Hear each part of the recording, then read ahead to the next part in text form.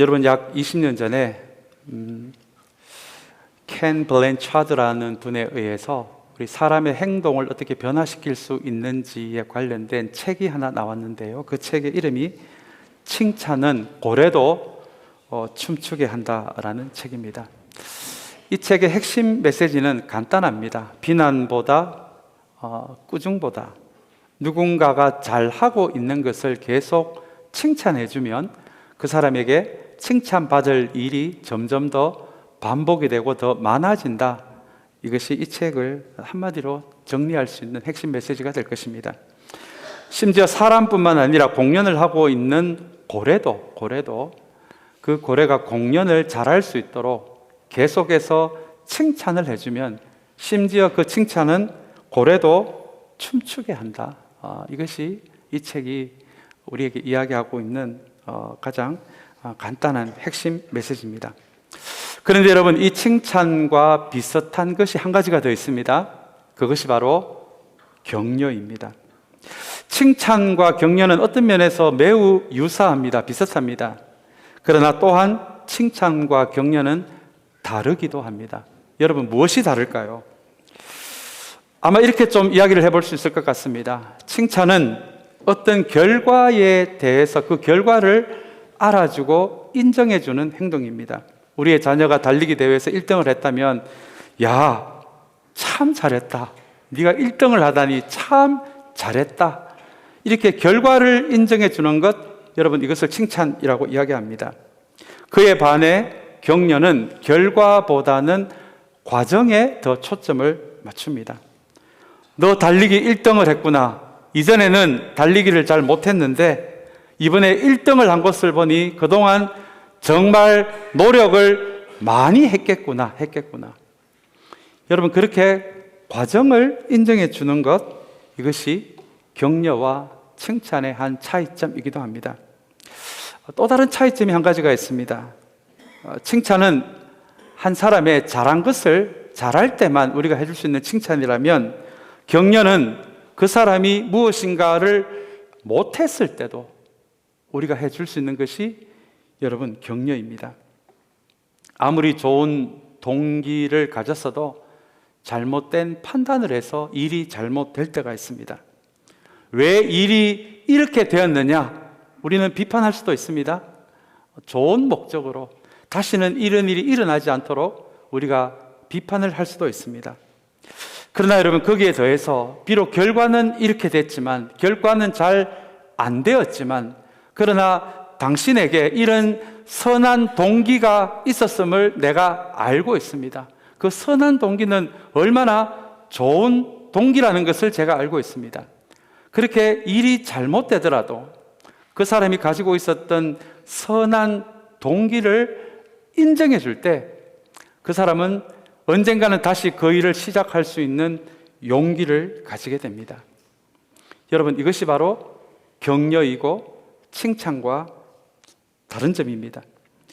오늘 우리가 읽은 본문은 우리에게 익숙한 바나바에 관련된 본문인데요. 오늘 본문은 바로 칭찬이 아니라 격려에 관련된 본문입니다. 오늘 본문 어디를 봐도 고래 이야기가 등장하지 않습니다. 그러나 누가는 오늘 이 바나바의 이야기를 통해서 우리에게 단 한마디를 우리에게 해줄 수 있다면 아마 그 말은 이런 말일 것 같습니다. 격려는 교회 공동체를 춤추게 할 수 있다. 이 한마디를 오늘 이 바나바의 이야기를 통해서 누가는 사도행전 11장에서 우리에게 격려에 대해 소개를 하고 있습니다. 먼저 오늘 본문을 시작하면서 여러분에게 질문을 하나 던지기를 원합니다. 우리 역사적으로 성령님에 의해서 시작된 첫 교회가 바로 초대교회입니다. 여러분, 성령님께서 시작하신 이 초대교회 안에도 긴장과 갈등이 있었을까요? 없었을까요? 어떤 분들은 그렇게 말합니다. 성령님이 시작하신 교회인데요, 오순절 다락방에 성령님이 임재해서 시작된 교회에 있는데 설마 초대교회에 사람들 사이에 긴장과 갈등이 있었겠습니까? 여러분, 그렇지 않습니다. 우리 일전에 한번 드린 말씀대로 긴장과 갈등이 없는 유일한 곳은 공동묘지밖에 없습니다. 사람들이 살아있는 곳에는요, 특별히 여러 다른 사람들이 모여있는 교회는 이 교회의 본질이 영적 공동체임과 동시에 서로 다름으로 인해 긴장과 갈등이 생길 수밖에 없는 곳이 바로 이 교회이기도 합니다. 그렇다면 초대교회는 사람들 사이에 서로 달라서 생길 수밖에 없는 긴장과 갈등을 어떻게 해결했을까요? 사도행전에 의하면 초대교회 교인들은 서로 모여서 밥을 같이 먹었습니다. 같이 기도했습니다. 같이 성경 공부를 했습니다. 가난한 자를 돕는 구제가 서로가 서로를 책임지는 그런 진실한 사랑, 붙들어주는 사랑도 초대교회 안에 있었습니다. 이 모든 것들이 사람과 사람 사이에 생길 수 있는 긴장과 갈등을 누그러뜨리는 역할을 했을 것이고 교인들끼리 서로를 더 이해하는 계기들이 되었을 것입니다. 그리고 여기에 더해서 오늘 본문은 초대교회의 긴장과 갈등을 누그러뜨리게 했는 또 다른 한 가지가 있었는데 그것이 바로 격려라고 그렇게 오늘 본문은 우리에게 말하고 있습니다. 그렇게 사도행전을 기록한 누가는 오늘 본문에서 한 사람을 우리에게 소개합니다. 베드로, 야고보, 요한 같은 초대교회의 탑 리더들이 아니라 탑 리더는 아니었지만 초대교회의 교인이라면 누구나 알고 있었던 그 한 사람 바나바를 오늘 11장에서 많은 양을 할애해서 우리에게 소개하고 있습니다. 사랑하는 여러분, 도대체 그 이유가 무엇이었을까요? 우리 베드로 같은, 야고보 같은, 요한 같은 그런 탑 리더가 아니었음에도 오늘 누가가 바나바를 우리에게 소개하고 있는 것은 바로 바나바의 격려를 잘하는 성품 때문이었습니다. 여러분, 도대체 격려가 무엇이길래요? 말씀도 기도도 서로 사랑하는 것, 구제하는 것, 선교하는 것, 이 우리가 해야 하는 수많은 크리스천의 실천과 함께 왜 누가는 오늘 우리에게 격려에 대해서 이야기를 하고 있을까요? 이 격려에 대한 말씀을 준비하면서 성경 전체 구약을 포함해서 신약에 이르기까지 격려라는 단어가 참 수없이 많이 등장한다는 것을 보게 됐습니다. 그리고 히브리어에 해당되는 우리 격려라는 단어요, 신약이 쓰여진 헬라어에 사용하는 이 격려라는 단어가 우리가 알고 있는 그 한두 개 정도의 의미가 아니라 훨씬 많은 열 몇 개의 이 격려라는 이 단어가 가지고 있는 뜻이 있었는데요, 그 중에 좀 대표적인 것을 제가 먼저 좀 소개를 하기를 원합니다. 먼저 이 격려라는 단어요, 성경에 쓰여진 원어에 의하면 먼저 이 격려라는 단어 안에는 자극을 주어 일깨우다 라는 의미가 있습니다. 또한 이 격려는 용기를 주다 라는 의미도 있었고요, 마음이 약한 사람의 마음을 강하게 해주다, 이게 또 격려라는 단어가 가지고 있는 의미였습니다. 감동을 주다, 혹은 열정을 회복시키, 주님을 향한, 주님의 몸된 공동체를 향한 열정을 회복시켜주다 라는 의미도 이 격려라는 단어 안에 있었습니다. 바로 바나바가 이런 일을 한 것입니다. 초대교회 안에서요, 바로 이런 일을 바나바가 앞장서서 이 격려하는 일을 바나바가 한 것입니다. 초대교회 안에서 실수한 사람들이 있었을 것입니다. 어떤 일로 인해 주눅들어 있는 사람들도 있었을 것이고, 그 마음에 삶을 통해 상처를 받고 상처를 가지고 살아가는 사람들도 초대교회에 당연히 있었을 것입니다. 이런 사람들에 대해서 바나바는 그들을 격려해 준 것입니다. 이 격려라는 단어의 의미처럼 그 사람들의 잠든 영혼을 일깨워주고 그 마음에 용기를 주는 격려를 이 바나바가 앞장서서 한 것입니다. 약한 사람의 마음은 격려를 통해서 그 사람들의 마음을 강하게 해주었고요, 그리고 그 마음에 감동을 주었을 것입니다. 그리고 주님을 향한, 교회 공동체를 향한 열정이 사그라든 사람들에게는 바나바는 격려를 통해서 그 열정을 다시 살려내는 그 일을 초대교회 안에서 너무나 훌륭하게 잘 감당을 했던 사람이 바로 이 바나바였습니다. 이런 표현이 어떨지 모르겠습니다만은 야고보, 베드로, 요한 같은 사람들은 큰 사역의 계획을 세우고 교회 방향을 세우고 그 방향을 이끌어갔던 역할을 했던 사람이었다면 바나바는 어쩌면 어머니 같은 역할을 하지 않았을까? 우리 교회 안에 실수한 사람들, 주눅 들어 있는 사람들, 상처가 있는 사람들, 열정이 식은 사람들을 뒤에서 다독여서 열정을 회복시켜주고 마음을 회복시켜줌으로 초대교회를 건강하게 세워가는데 큰 역할을 했던 사람이 바로 바나바였다고 그렇게 사도행전은 우리에게 소개를 합니다. 오늘 누가는 이 바나바의 이야기를 우리 안디옥 교회를 배경으로 우리에게 소개하고 있는데요.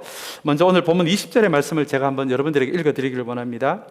그런데 그들 가운데는 키프로스 사람과 구레네 사람 몇이 있었는데 그들은 안디옥에 이르러서 그리스 사람들에게도 말을 하여 주 예수를 전하였다라고 이야기를 합니다. 제가 읽지는 않았습니다만 19절의 말씀에 보시면 우리 스데반의 박해를 통해서 박해를 피해 흩어졌던 사람들이 각 지역에서 교회를 세우는 이야기가 나오고요. 그러나 19절의 말씀에 의하면 그렇게 흩어진 사람들도 외국인들에게 전도는 하지 않았고 각 나라에 흩어진 나라에 살고 있는 유대인들에게만 복음을 전하였다라는 말씀에 이어서 우리가 방금 읽은 이 20절의 말씀에 의하면 키프로스 사람, 지금 키프로스는 터키의 한 지역입니다. 구레네 사람은 우리 아프리카 북쪽 해안에 위치한 도시입니다. 거기에 이전부터 살고 있었던 아마 유대인 2세라고 봐도 되고요. 일찍이 그 지역에 이민 간 사람이다라고 우리가 그렇게 이해할 수도 있을 것 같습니다. 정확한 배경은 알 수 없지만 일찍이 그쪽에 가서 살면서 우리 외국어에도 능통한, 그러면서도 복음을 알게 된 몇 사람이 지금 안디옥으로 오게 되어서 안디옥에서 유대인들에게만 전도를 한 것이 아니라 이 몇 사람은 그 지역에 살고 있는 외국인에게도 복음을 전하게 되었다. 여러분, 그 결과로 세워진 교회가 바로 안디옥 교회입니다. 여러분, 이 부분이 좀 놀랍지 않습니까? 오늘 이 20절의 본문에서는 우리 키프로스에 사는 유대인 몇 명, 구레네 사람 몇 명, 이렇게 누가는 이 사람들의 이름은 소개하지 않습니다. 이름이 소개되지 않았다는 것은 이름이 알려져 있지 않는 평범한 사람들이었고 그 시대를 살아가는 그냥 무명의 크리스찬이었기 때문에 누가가 이름은 소개하고 있지 않습니다. 그런데 여러분, 놀라운 것은 역사적으로 처음 생긴 교회가, 유대인들을 위한 교회가 초대교회였다면 여러분, 외국인들이 중심이 되어서 외국 지역에 세워진 이방인 중심의 교회가 바로 안디옥 교회입니다. 사도행전 11장 이후부터는 초대교회 이야기는 줄어들고 이 안디옥 교회가 선교하는 이야기의 중심이 됩니다. 그리고 바울을 선교사로 파송한 교회가, 사랑하는 여러분, 바로 그 교회가 바로 이 안디옥 교회입니다. 그런데 놀라운 것은 이렇게 큰 의미가 있는 교회를 베드로, 야고보, 요한 같은 초대교회 탑 리더들이 이 지역에 이 교회를 세운 것이 아니라 이름 없는 크리스찬들요, 이름이 전혀 알려져 있지 않는 저와 여러분들 같은 평범한 크리스찬들에 의해서 이 안디옥 교회가 세워졌다는 것입니다. 오늘 이것이 바나바가 등장하는 이 안디옥 교회라는 배경에 대한 말씀이 19절, 20절의 말씀입니다. 저는 여러분, 오늘 제가 그 다음에 나오는 21절 말씀을 우리 같이 읽지는 않겠지만 본문 21절에 보시면 이런 표현이 나옵니다. 이렇게 몇 명의 무명의 크리스찬들에 의해서 세워진 이 교회에 21절에 보시면 하나님의 손이 그들과 함께 하셔서 수많은 사람이 믿고 주님께로 돌아오는 일이 안디옥 교회에 생겼다라고 21절은 그렇게 이야기합니다. 여러분, 이 표현이요, 무명의 목사이기도 한 저에게 얼마나 큰 격려가 되었는지 모릅니다. 우리는 자본주의 시대를 살아가다 보니 큰 목사님들, 큰 선교사님들, 유명한 선교사님들, 유명한 목회자들에게 우리의 마음을 뺏길 때가 많습니다. 그런데 여러분, 오늘 이 본문을 보시면 역사적으로요, 외국인들이 중심이 되어서 세워진 첫 번째 교회가 이름 없는 무명의 크리스찬들 몇 명에 의해서 이 교회가 세워졌고요. 무명의 사람들에 의해 세워진 이 교회 21절의 말씀에 의하면 주님의 손이 이름 없는 사람들이 세운 이 안디옥 교회에 함께 하셨다라고 그렇게 이야기하고 있기 때문에 그렇습니다. 교회가 세워진 지 우리 2000년이 지났습니다.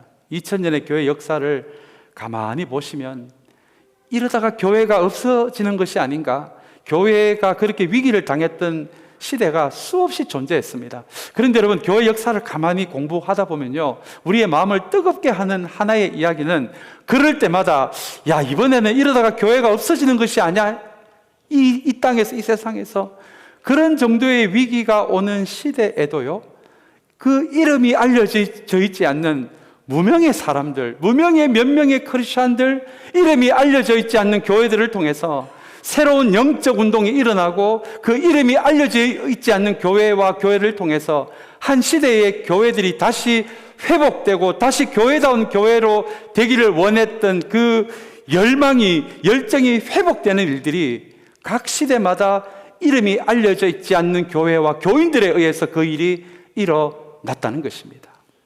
여러분, 이것이 얼마나 우리에게 격려가 됩니까? 우리 교회도 이제 세워진 지 5년밖에 되지 않는 교회입니다. 사랑하는 여러분, 혹시 이 예배 참석하신 분들 중에 그렇게 생각하는 분들이 계십니까? 목사님, 우리 교회는 언제 유명해질까요? 여러분, 잘못 생각하고 있는 것입니다. 교회 역사를 보시면 교회가 위기 때마다 그 위기를 극복하는 새로운 영적인 운동은 잘 알려진 교회가 아니라 이름이 알려지지 않는, 우리 종교개혁을 했는 마틴 루터도 이름 없는 수도사에 불과한 사람이었거든요. 그것이 여러분, 교회 역사가 우리에게 알려주는 무명의 크리스천의 의미입니다.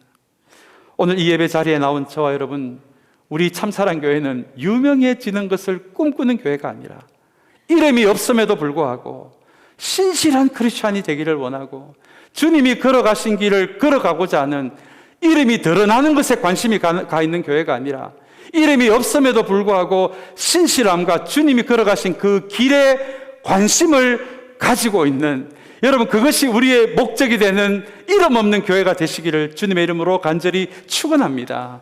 왜냐하면 주님이 한 시대에 사용하셨던 교회가 이름 없는 신실한 교회였기 때문에 그렇습니다. 그렇다면 우리도 그런 꿈을 가질 수 있지 않을까요? 이름 없는 교회이고 우리 큰 길가에 있는 교회도 아니지만 하나님, 그럼에도 불구하고 신실한 교회가 되겠습니다. 신실한 교회가 되겠습니다. 주님의 길에 관심을 가진 교회가 되겠습니다. 그리고 이렇게 우리가 기도하면 좋겠습니다. 하나님, 이 시대에 하나님의 이름이 모욕을 받는 이 시대에 하나님, 우리 참사랑교회 이름 없는 교회지만 우리 교회를 한번 사용하여 주시옵소서. 여러분, 이것이 오늘 본문 20절에 나오는 이름 없는 몇 명에 의해서 안디옥 교회가 세워지고, 이렇게 이름 없는 사람들에 의해 세워진 이 안디옥 교회에 주님의 손이 함께 하셨다라는 이 말씀의 의미입니다. 다시 한번 우리 참사랑교회, 그냥 익숙한 것만을 하는 교회가 아니라 잘 준비되어져 가는 이름 없는 교회가 되어서 꼭 한번 저와 여러분들의 인생 가운데, 남은 인생 가운데 하나님께서 한번 강하게 들어 서시는 교회가 되시기를, 그것을 함께 꿈꾸는 저와 여러분들이 되시기를 간절히 소망합니다. 우리 이렇게 세워진 교회, 우리 22절 말씀입니다. 22절 말씀, 우리 한번 이 말씀을 같이 읽으면 좋겠습니다. 예루살렘 교회가 이 소식을 듣고서 바나바를 안디옥으로 보냈다. 여러분, 참 이 예루살렘 교회, 초대교회 놀라운 결정입니다. 아니, 잘 알려진 베드로를 보내는 것도 아니고 야고보를 보내는 것도 아니고 요한을 보내는 것도 아니고, 그 초대교회에서 어머니 같은 역할을 했던 그 상처 입고 실수하고 마음에 큰 짐을 지고 사는 사람들을 잘 다독거려주는 이 바나바를 안디옥 교회로 보내기로, 그렇게 예루살렘 교회는 결정을 합니다. 아마 안디옥 교회가 세워졌다는 것이 초대교회는 아마 큰 충격이었을 것입니다. 유대인들을 위한 초대교회, 자신들은 그 교회 안에서 교회를 잘 가꾸어 가고 있었지만 외국의 외국인들을 중심으로 이루어지는 교회를 세워야겠다는 그 꿈과 비전은 아직 초대교회에 없었기 때문입니다. 그런데 이름 없는 무명의 사람 몇 명에 의해서 이 안디옥이라는 터키의 한 지역에 이방인들이 중심으로 된 교회가 세워졌다. 초대교회가 굉장한 충격을 받았을 것입니다. 그리고는 회의를 통해서 이 바나바를 안디옥에 보내기로 결정을 합니다. 사랑하는 여러분, 여전히 로마 제국 시대였습니다. 이 안디옥 교회에도 왜 이 교회를 향한 로마 제국의 핍박이 없었겠습니까? 처음 생긴 교회입니다. 생긴 지 얼마 되지 않는 교회입니다. 외국인들이 중심이 된 교회이다 보니 무슨 체계적인 성경 공부 시스템이 있었겠습니까? 그 안에 무슨 행정이 있었고 조직이 있었겠습니까? 아마 예배 드리는 방식도 외국인들이, 율법을 잘 모르는 외국인들이 중심이 되다 보니까 예배 드리는 방식도 굉장히 서툴렀을 것입니다. 하나부터 열까지 부족한 것 투성이인 교회, 그 교회가 바로 안디옥 교회였습니다. 그래서 초대교회는 이렇게 판단을 한 것입니다. 이 공동체에는 바나바를 보내는 것이 맞다. 왜냐하면 초대교회가 그 세워진 과정에서 그 사람들이 모든 것이 부족했을 때도 이 바나바가 어떤 역할을 했는지를, 바나바의 격려가 초대교회도 어떻게 건강하게 세웠는지를, 사람들이 세웠는지를, 그것을 경험했기에 베드로, 야고보, 요한이 아니라 이 바나바를 안디옥 교회에 보내기로 결정을 한 것입니다. 여러분, 우리에게 익숙한 이 바나바는 별명이란 거 알고 계십니까? 이 바나바의 본명은 요셉입니다.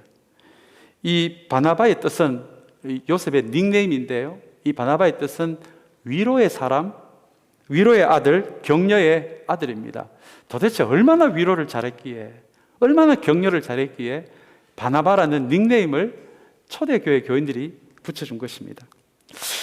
그렇다면 오늘 우리 읽은 본문을 통해서 도대체 바나바가 어떤 격려를 안디옥 교회에서 했는지를 우리 한번 좀 함께 은혜를 나누기를 원하는데요. 우리 23절 말씀입니다. 우리 참 중요한 말씀이 될 것 같은데요.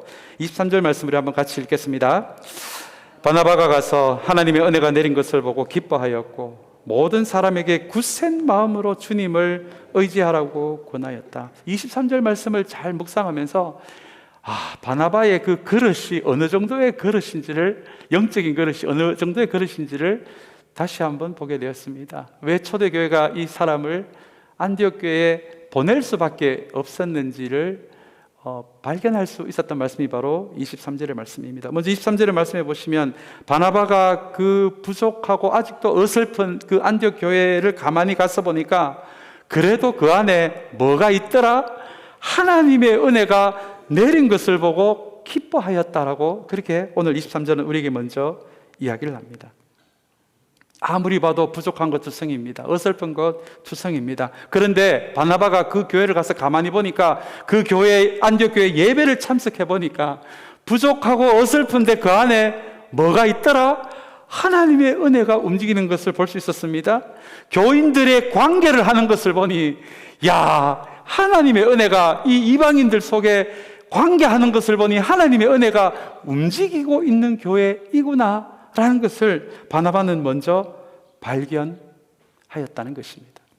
여러분, 바나바의 눈에 이 교회 부족한 것이 보이지 않았을까요? 저는 보였을 것이라고 생각합니다. 초대교회 오랜 초대교회를 섬긴 사람이 아닙니까? 교회를 잘 아는 사람이었습니다. 왜 이야기하고 싶고 고쳐주고 싶고 비판하고 싶은 지점이 왜 없었겠습니까?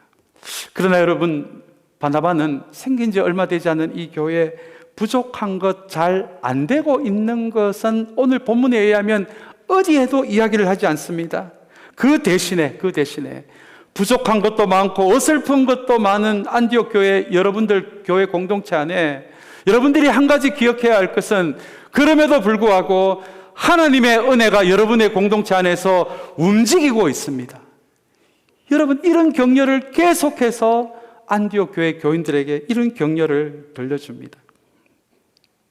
사랑하는 여러분, 그러고 보니 성경이 이야기하고 있는 격려가 별다른 것이 아닐 것 같아요. 그렇게 어려운 것이 아닙니다. 오늘 이 바나바의 격려를 가만히 보시면 한 사람에게서요, 한 공동체 안에서 하나님의 은혜를 그 사람에게 계속 기억하게 해주는 것, 그 은혜에서 멀어지지 않도록요, 계속해서 그 사람에게 이미 있는, 움직이고 있는 은혜를 그 사람이 잊어버리지 않도록, 놓아버리지 않도록 계속해서 하나님의 은혜가 집사님 안에 움직이고 있습니다. 장로님 안에 움직이고 있습니다. 그렇게 하나님의 은혜를 기억하게 해주고 상기시켜주는 것, 여러분, 오늘 이것이 바나바가 우리에게 보여주고 있는 이 격려의 모습입니다. 교회 공동체마다 우리 연약한 사람들이 있습니다. 삶의 과정에서 상처가 있는 분들도 계시고요. 우리 건강의 문제, 관계의 문제, 재정의 문제, 그리고 생각지도 못한 삶의 악조건을 만나서 고민하고 기도하는 분들도 많이 계십니다. 여러분, 오늘 바나바가 우리에게 가르쳐주고 있는 격려는 그런 것입니다. 그런 분들이요, 하나님의 은혜에서 멀어지지 않도록, 삶이 너무 고단해서 하나님의 은혜를 잊어버리는 일이 없도록, 그리고 자신들이 가지고 있는 그 어두운 부분, 상처에 그 사람이 지지 않도록, 그 사람 안에 이미 시작된 하나님의 은혜를, 그 사람을 지금도 도우시고 강하게 하고 계시는 하나님의 은혜를 계속 기억할 수 있도록, 그래서 그 은혜에서 멀어지지 않도록 그 사람에게 이미 시작된 하나님의 은혜를 계속 기억시켜주고 상기시켜주는 것, 여러분, 이것이 오늘 바나바가 우리에게 가르쳐주는 첫 번째 격려입니다. 오늘 그렇게 앞부분에 하나님의 은혜가 내린 것을 보고 기뻐했다는 표현에 이어서 우리 그 다음 부분의 말씀을 보시면 또 바나바는 이렇게 격려합니다. 굳센 마음으로, 모든 사람에게 굳센 마음으로 주님을 의지하라고 권하였다. 그렇게 23절은 이야기를 하고 있습니다. 여러분, 주님을 의지하라가 우리 헬라 단어에 의하면 의지하라는 단어는 붙어 있으라라는 의미입니다. 바나바의 두 번째 격려는 바로 이 생긴 지 얼마 안 되는 안디옥 교회 이방인들에게 예수님께 어떻게 하라고요? 붙어 있으라고 그렇게 계속 권하였다라고 오늘 본문은 이야기하고 있습니다. 여러분, 주님께 붙어 있는 거요, 주님께 연결되어 있는 것, 주님 안에 있는 것, 여러분, 이것은 신약 성경이 우리에게 가르쳐주는 가장 우리가 기억해야 할 핵심적인 신앙의 원칙입니다. 성경은 저와 여러분들에게 이왕이면 좀 더 괜찮은 사람이 되고 이왕이면 좀 더 착한 일을 하는 사람이 되었으면 좋겠다, 그렇게 말하지 않습니다. 대신에 성경은 우리에게 주님께 어떻게 하라고요? 붙어 있어라, 주님께 연결되어 있어라, 그렇게 우리에게 이야기를 합니다. 왜냐하면 성경이 그리고 있는 정말 하나님이 창조하신 인간다운 인간은 좀 더 착한 사람이 되고 좀 더 보암직한 사람이 되는 것이 아니라, 성경이 이야기하고 있는 최고의 인간다운 인간은 주님께 연결이 되어서 주님으로부터 오는 진리와 생명과 성품이 붙어 있는 그 사람에게 마치 포도나무 가지가 포도나무에 붙어 있는 것처럼 내가 착하게 살려고, 내가 더 괜찮은 사람이 되려고 노력하는 인간이 아니라 포도나무 가지가 포도나무에 붙어 있는 것처럼 주님께 붙어 있으므로 주님의 진리와 생명과 성품이 우리에게 점점점 흘러나오는 사람, 그것이 성경이 이야기하고 있는 최고의 신앙의 모습입니다. 이렇게 바나바는 두 번째로 주님께 붙어 있는 사람이 되라라고 하면서 여기에 한 단어를 갖다 붙입니다. 그 단어를 다시 한번 우리 23절에 보시면 주님을 의지하라라는 그 단어 앞에 뭐가 있습니까? 굳센 마음으로입니다. 굳센 마음은 어떤 의미입니까? 마음을 단단히 먹고, 마음을 강하게 먹고, 한번 시작했으면 끝장을 보겠다는 마음으로, 그 단어가 바로 굳센 마음으로라는 단어입니다. 여러분, 바나바는 왜 이런 표현을 했을까요? 그냥 주님께 붙어 있으십시오, 그렇게 말을 해도 되는데, 여러분, 마음을 단단히 먹으셔야 합니다. 마음을 정말 단단히 먹으셔야 합니다. 한번 시작한 신앙 끝장을 보겠다는 마음으로 그렇게 주님께 붙어 있어야 한다라고 이야기를 하고 있을까요? 왜냐하면 주님께 붙어 있는 것이 말처럼 쉽지 않기 때문에 그렇습니다. 우리는 너무나 쉽게 자기 중심성에 집니다. 우리 욕심에 집니다. 때로는 우리의 감정과 자존심에 지기도 하는 존재입니다.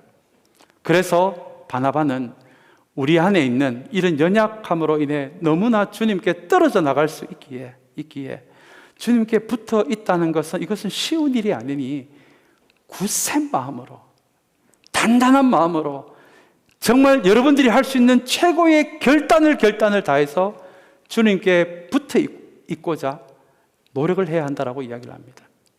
착한 사람이 되려고 노력하는 것이 아니라, 더 괜찮은 사람이 되기 위해서 정말 노력해야 된다는 것이 아니라, 주님께 붙어 있도록, 내 연약함에 지지 않도록, 그렇게 굳센 마음으로 주님께 붙어 있는 사람이 되어야 한다. 그렇게 우리 안디옥 교회 교인들을 격려합니다. 여러분, 이것은 우리에게 무엇을 말해주고 있을까요? 굳센 마음이라는 단어를 가만히 생각해 보니 영적 전투라는 단어가 연상이 되었습니다. 아, 그렇구나. 우리가 마땅히 해야 하는 영적인 전투는 다른 사람과의 싸움이 아니라 그것은 바로 나와의 싸움이구나. 이것을 또한 우리에게 말해주고 있는 것이 굳센 마음이라는 단어입니다.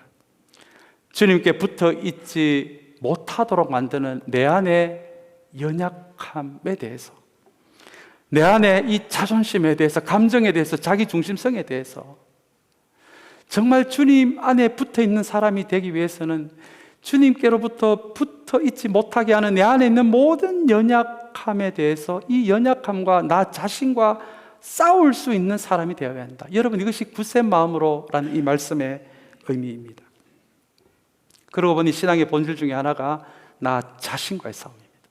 이걸 이해하지 못하면 교회 안에서 계속해서 다른 사람과 싸울 수밖에 없습니다. 다른 사람의 연약함이 내 눈에 보일 수밖에 없습니다. 그러나 여러분, 성경은 신앙의 여정이 다른 사람과의 싸움이 아니라 나 자신과의 싸움이라고 이야기합니다. 여기에 이 앞에 서서 설교하고 있는 저 자신도 나 자신과의 싸움에 진다면 아마 지금보다도 더 형편없는 목사가 될 수밖에 없을 것입니다. 제가 여러분들에게 이렇게 설교의 말씀을 전하기까지도 얼마나 저는 저 자신과 많이 싸워야 되는 존재, 그 존재가 목회자이기도 하기 때문에 그렇습니다. 오늘 바나바는 생겨난 지 얼마 안 되는 이 안디옥 교회 교인들을 향해서 신앙의 여정은 나 자신과의 싸움이며, 한 걸음 더 나아가서 내가 더 착한 사람이 되기 위한 노력이 아니라 주님께 붙어 있기 위한 그 영적 싸움, 그 영적 전쟁이 나에게 있어야 함을 가르쳐주는 말씀이, 사랑하는 여러분, 굳센 마음으로 라는 이 말씀의 의미입니다. 오늘 이 말씀을 기억하시면서 이 안디옥 교회를 향한 바나바의 이 격려를 기억하신다면, 사랑하는 여러분, 우리 참사랑교회도 다른 사람 볼 것 없이 정말 교회다운 교회, 교인다운 교인이 되기 위해서 오늘 이 바나바의 격려를 기억하시면서 정말 주님께 붙어 있지 못하게 하는 내 안에 있는 이 수많은 연약함을 주님 앞에 내어놓고 주님 앞에서 나 자신과 싸울 수 있는 우리 참된 하나님의 사람들이 되시기를 간절히 소망합니다. 이제 우리 마지막으로 25절, 26절에 우리 바나바의 또 다른 격려를 소개합니다. 우리 25절 말씀 한번 같이 읽겠습니다. 바나바는 사울을 찾으려고 다소로 가서, 26절 말씀도 같이 읽겠습니다. 그를 만나 안디옥으로 데려왔다. 두 사람은 1년 동안 줄곧 거기에 머물면서 교회에서 모임을 가지고 많은 사람을 가르쳤다. 제자들은 안디옥에서 처음으로 그리스도인이라 불렸다. 바나바로 인해 안디옥 교회 교인들이 많이 늘어나는 부흥이 시작됩니다. 그러자 바나바는 함께 일할 동력자가 필요하다는 것을 생각하게 되었고요. 그때 바나바의 머리에 떠올려졌던 사람이 바로 우리가 잘 아는 바울이었습니다. 근데 여러분, 그거 아십니까? 다메섹 도상에서 바울이 주님을 만났죠. 그리고는 바로 선교를 간 것이 아니라 아라비아 광야에 가서 2년 3년 동안 다시 한번 하나님의 말씀을 깊게 묵상하는 시간을 가집니다. 아라비아 광야에서 2, 3년을 보낸 다음에 바로 선교가 시작된 것이 아니라 주님은 그 길을 열어주시지 않고 바울의 고향인 다소로 바울을 보냅니다. 그리고 오늘 다시 바나바가 바울을 만나게 될 때까지 여러분, 시간이 얼마나 흘렀는지 아십니까? 무려 10년이 흘렀습니다. 외국인을 위한, 이방인을 향한 선교사로 부름이 있었지만, 사랑하는 여러분, 10년 동안 지금 바울은 선교를 시작하지 못하고 고향에 칩거해 있는 상태, 아무도 불러주지 않는 상태, 그것이 바로 바울이 처한 상황이었습니다. 여러분, 이 바울을 바나바가 기억해낸 것입니다. 그리고 이 바울을 찾으러 오늘 본문 25절에 의하면 바울의 고향인 다소까지 찾아갔다라고 이야기합니다. 안디옥에서 다소까지 거리는 175km 정도, 마일로 하면 100마일, 104마일, 105마일입니다. 그때 여러분 무슨 전화가 있었습니까? 차가 있었습니까? 바나바가 이 바울을요, 초대교회 교인이었기에 바울에게 무슨 일이 일어난지 다 알고 있었고 어떤 부르심이 있었는지도 기억하고 이 사람에게 어떤 탁월함이 있는지도 다 아는 바나바였습니다. 이 바나바가 안디옥 교회를 함께 섬기자고 100마일이나 되는 거리를 찾아가서 걸어가서 바울을 일일이 집집마다 찾아다니면서 이 소문을 찾아서 그렇게 바울을 안디옥 교회로 데리고 오는 그 일이 25절, 26절의 내용입니다. 오늘 25절, 26절을 통해서 바나바가 우리에게 보여주는 세 번째 격려의 모습이 바로 이것입니다. 누군가가 가지고 있는 영적인 자질을 알아봐 주는 것. 사람들이 잘 모르는 그 사람의 장점을 알아봐 주는 것. 그래서 우리 교회 안에서 그 영적인 장점이 잘 드러날 수 있도록 섬김의 자리, 봉사의 자리를 열어주는 것. 여러분, 이것이 바나바가 가지고 있는 그 시대 최고의 격려자의 모습이 가지고 있는 이 바나바의 모습입니다. 여러 가지 면에서 바울은 바나바보다는 탁월한 사람이었습니다. 바나바보다는 잘난 사람이었습니다. 그러나 그것에 개의치 않고 그 사람의 부르심을, 그 사람이 가지고 있는 영적인 퀄리티를, 그것을 선교에 다시 쓰여질 수 있도록 10년 동안이나 혼자 칩거하고 있는 사람을 찾아가서 그 사람을 끄집어내고 사역의 현장을 열어준 사람, 여러분, 그 사람이 바로 오늘 본문이 우리에게 보여주는 이 바나바의 격려의 모습입니다.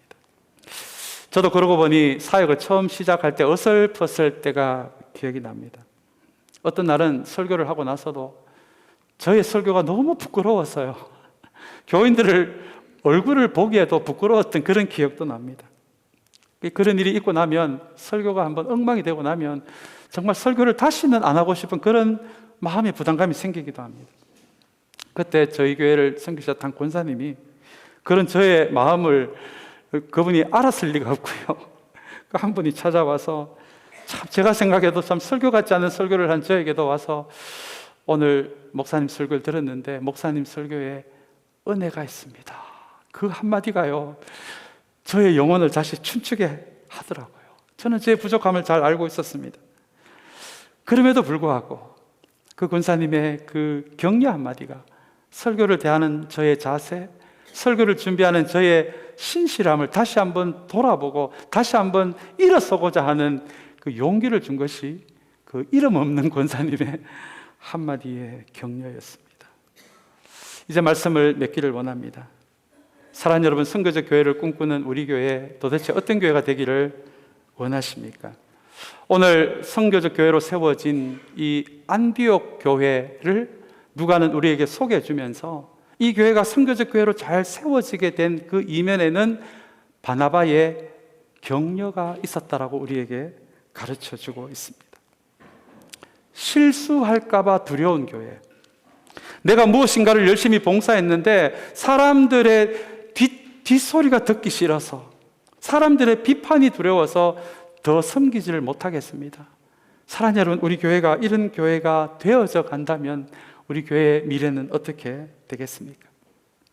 지금까지도 잘해오신 것처럼 오늘 이 11장 말씀을 다시 한번 우리가 붙들게 되면서, 사랑하는 여러분, 우리 교회는 힘을 주는 교회, 누군가의 잠든 영혼을 깨워줄 수 있는 교회, 약한 사람의 마음을 강하게 해줄 수 있는 교회, 감동을 줄 수 있는 교회, 다시 시작할 수 있는 용기를 주는 교회, 그리고 주님을 향한, 또 주님의 몸된 교회를 향한 섬김의 열정을 회복시키는, 사랑하는 여러분, 그 격려가 살아있는 우리 참사랑 교회가 되시기를 간절히 소망합니다.